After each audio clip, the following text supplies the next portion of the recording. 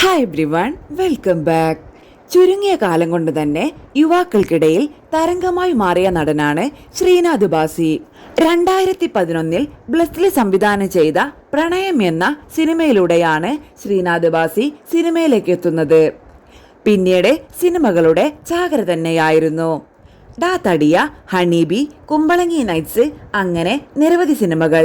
ഇപ്പോഴിതാ നടനെതിരെ ഒരു വിമർശനവുമായി എത്തിയിരിക്കുകയാണ് നടനും സംവിധായകനുമായ സലീം ബാബ.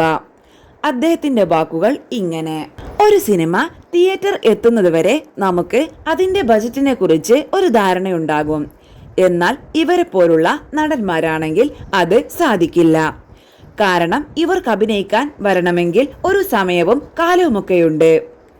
കൊടുക്കുന്ന പ്രതിഫലത്തിലും വ്യത്യാസം വരും. ശ്രീനാഥ് ബാസിയെ പോലെയുള്ള ആളുകൾ വാങ്ങിക്കുന്ന പ്രതിഫലം കൊണ്ട് നമ്മൾ ഒരു സിനിമ തന്നെ തീർക്കാൻ ഉദ്ദേശിക്കും. അത് മറ്റൊന്നും കൊണ്ടല്ല, അവർക്ക് മാർക്കറ്റിൽ വാല്യൂ ഉണ്ട്.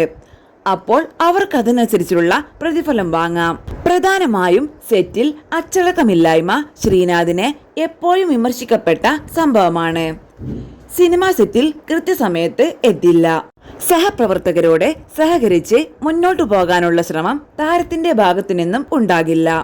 ഒരേ സമയം പല സിനിമകൾക്കും ഡേറ്റ് നൽകി ആകെ കൺഫ്യൂഷനിലാക്കും. ഒരു ഘട്ടത്തിൽ ശ്രീനാഥ് ബാസി അടക്കമുള്ള പല യുവ നടന്മാർക്കെതിരെയും ലഹരി ഉപയോഗിക്കുന്നതിന്റെ പേരിലുള്ള ആരോപണങ്ങളും ഉയർന്നു വന്നതാണ്.